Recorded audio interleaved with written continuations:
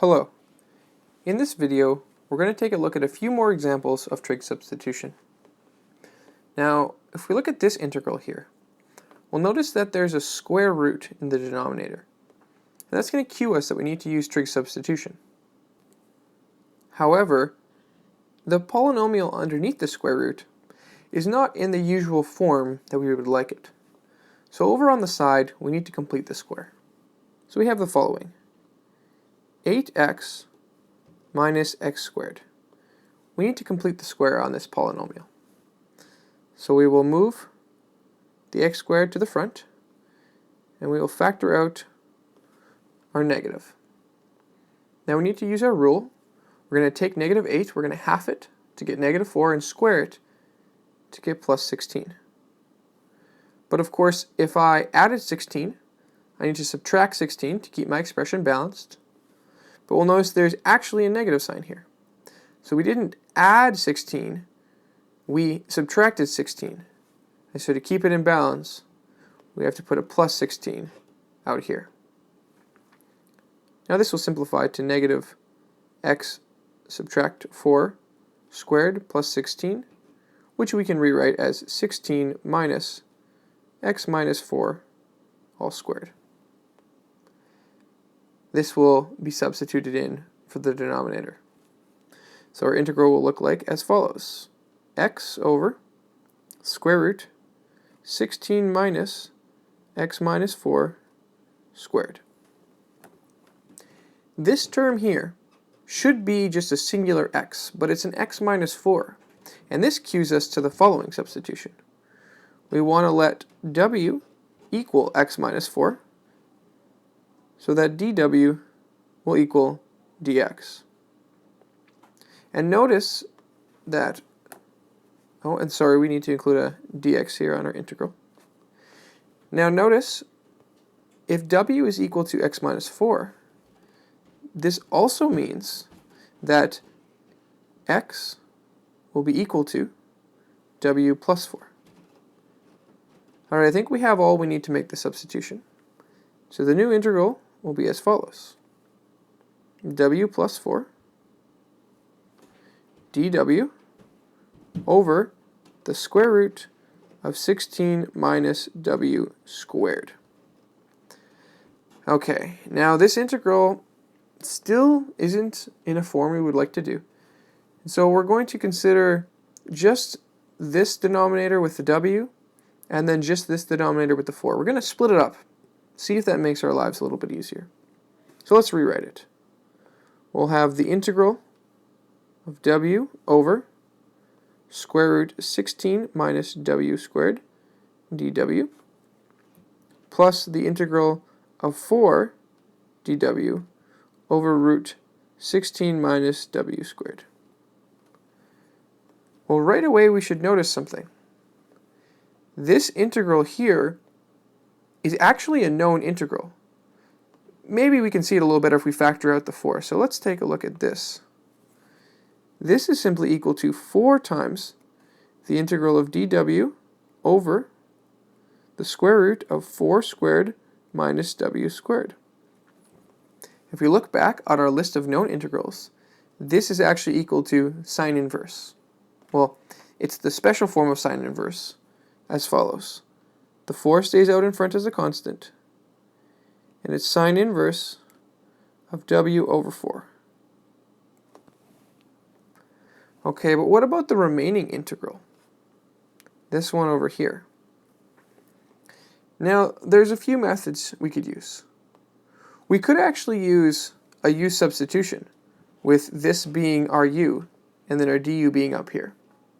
And if we didn't realize that, we could also use a trig substitution here as well. I'm going to do the U substitution just to save some time. And because a U substitution is always easier than a trig substitution. So let's make some more room here. Let's let u equal 16 minus w squared. Du will equal negative 2w dw. And so du over negative 2 equals w dw. Alright, so this integral will now give us the integral of du over negative 2 over root u. Now the constant negative 1/2 can be factored out, and we'll have the integral of 1 over root u du. Now this integral can be accomplished by using the power rule. Currently, u has a power of negative 1/2, so we can integrate it as follows. Negative 1/2 stays in front. We add 1 to the power and divide by the new power, which cleans up to just be negative root u. Okay, we're almost done. To find our final answer, we need to combine both of these integrals. So we will have the following. Our initial integral, which we could call I, will be equal to, well, the first integral we should sub back in for u. If this is negative root u, this will be negative 16 minus w squared. So we will have here negative root 16 minus w squared. And the other integral will be plus 4 sine inverse w over 4 plus c.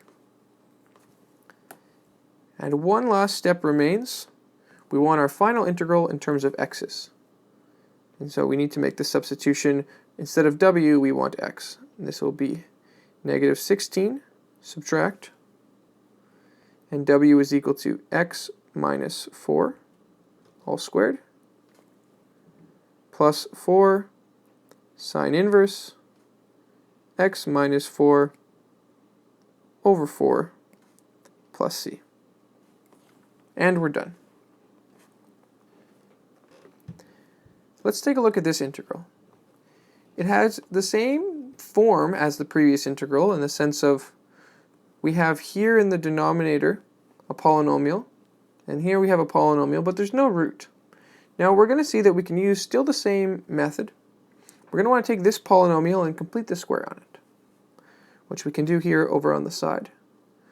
We have x squared minus 6x plus 25, which we could rewrite as x squared minus 6x. We half it and square it.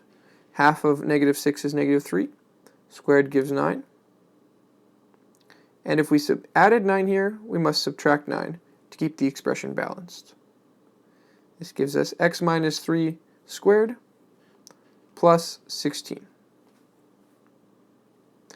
Okay, our integral now becomes the integral 7x subtract 8 all over x minus 3 squared plus 16 dx. Again, we have this form where it's supposed to be an x squared plus an a squared, but we have this pesky x minus 3. And so again, we want to make the substitution w equals x minus 3. And you can use any letter you want. I just prefer to use w in case there's a u sub that comes up later on. So w equals x minus 3. dw will equal dx. And this also means that x will equal w plus 3. Okay, so let's take a look at our integral now. We will have the integral of 7. X has become w plus 3. Subtract 8 all over w squared plus 16 dw. Now, we should probably try to clean this top part up. This will be 7w plus 21 minus 8, which is 7w plus 13. Okay. Again, if we rewrite this integral, we see the same technique happening. We have 7w plus 13 over w squared plus 16 dw. We have an integral where we have one part and another part. And the idea that always comes up in these integral questions is if we can split it up and integrate term by term, we're going to be better off. It's going to make an easier integral for us. So let's go ahead and do that. So we will get the following. The integral of 7w over w squared plus 16 dw plus the integral of 13 over w squared plus 16 dw. Now, let's try to recognize these integrals. Looking at the second one here,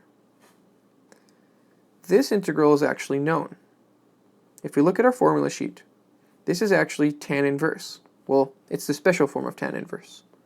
So it will be equal to, the 13 is just a constant, sits out front, multiplied by, this 16 is really a 4 squared.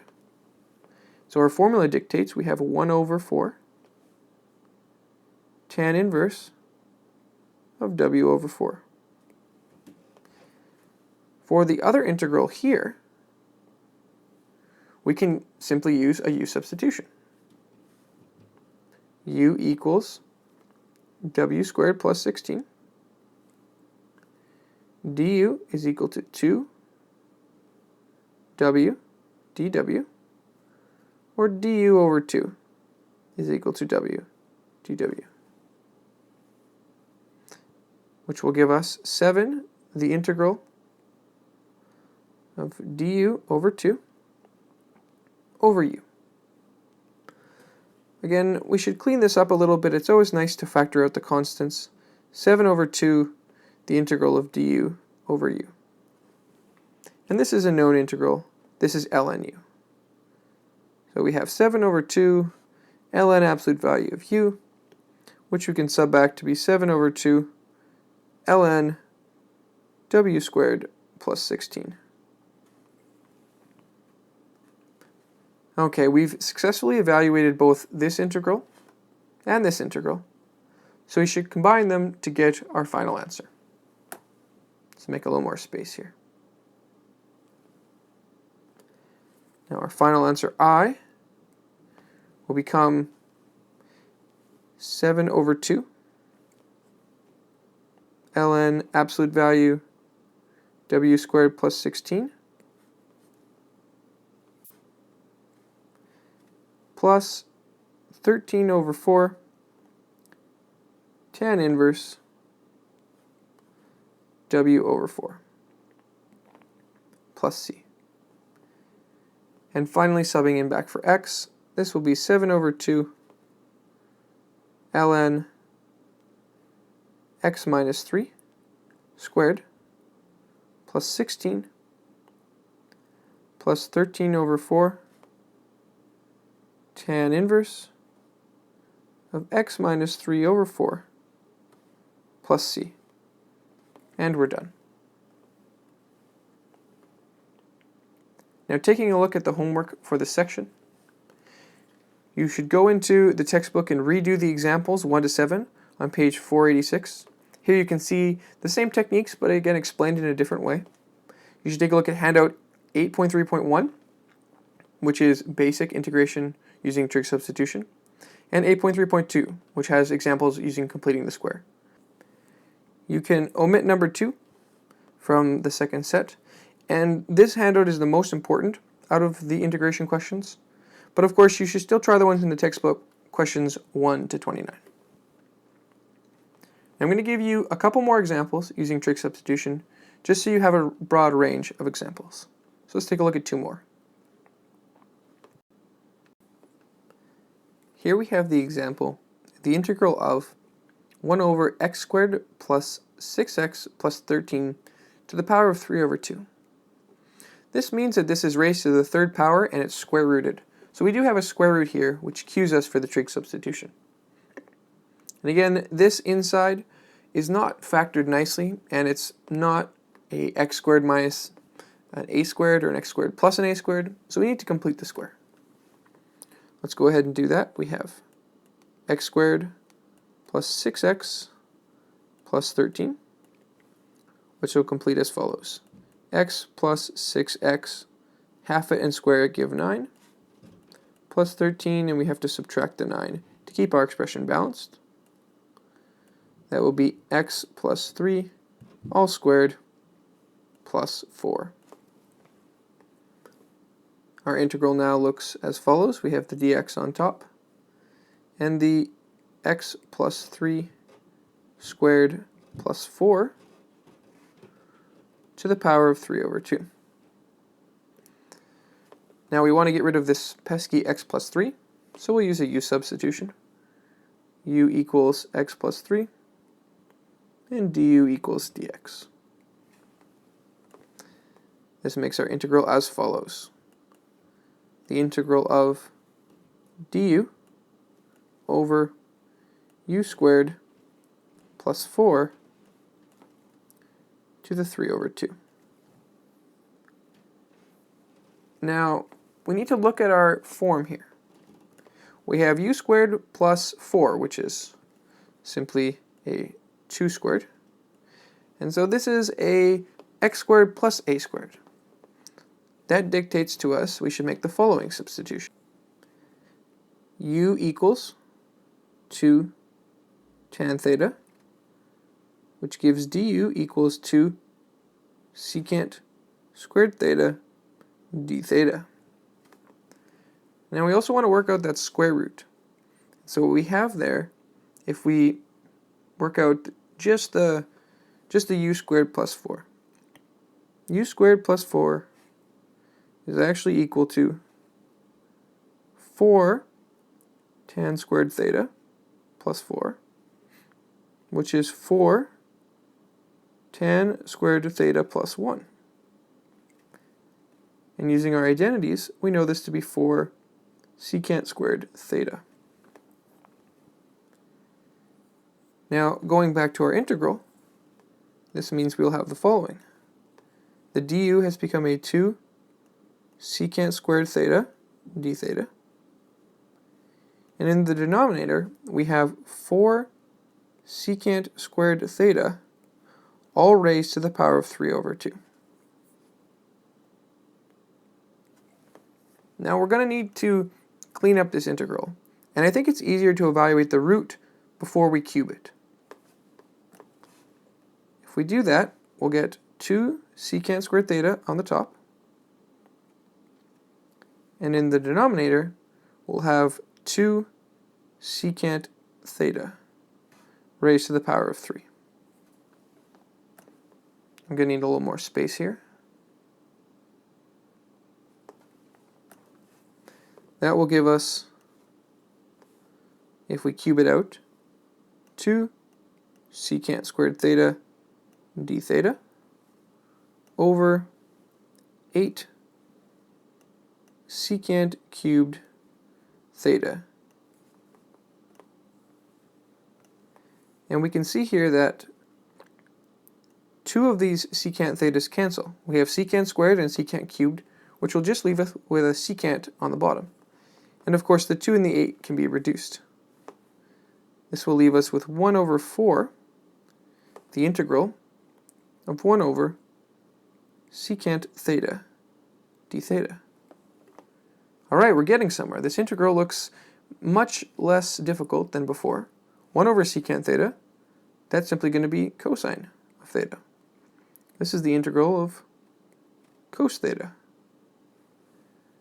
And we can do the integral of cos theta. That's just going to be equal to, we'll do it over here, that's going to be equal to 1 over 4 sine theta plus c. The last step is we need to draw our little triangle. If we look way back here, u equaled 2 tan theta, so we should reuse that. U over 2 will equal tan theta. And this means that we can draw a little triangle here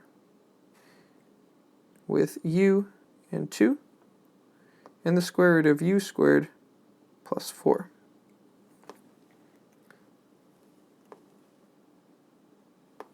This will give our final answer 1 over 4, and instead of sine theta, we'll look at the opposite, because sine is opposite over hypotenuse. So opposite hypotenuse, opposite over hypotenuse. And of course, we need to remember that our final answer should be in terms of x's. So looking way back, we saw that u is equal to x plus 3. So we should write this as x plus 3 over the square root x plus 3 squared plus 4 plus c.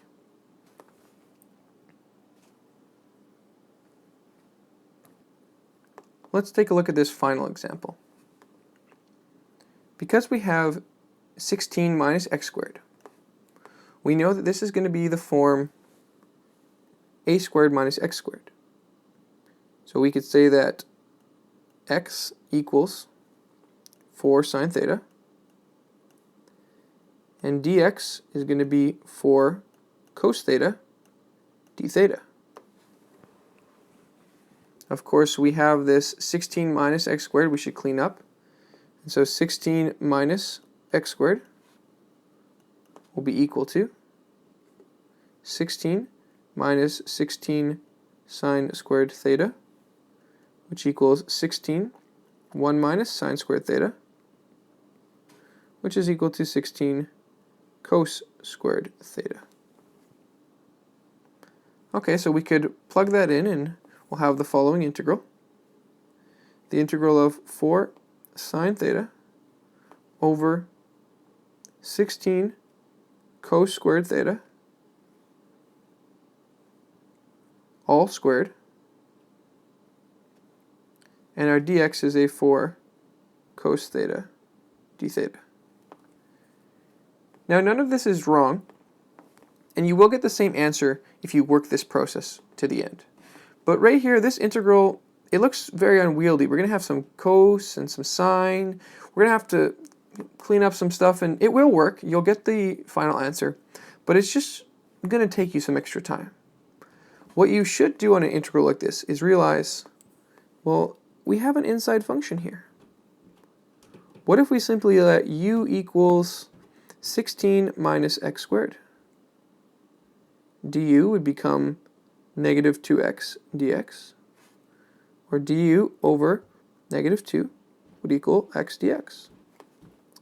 And you would see here with the dx and the x that you have your du over 2, over negative 2 sitting here.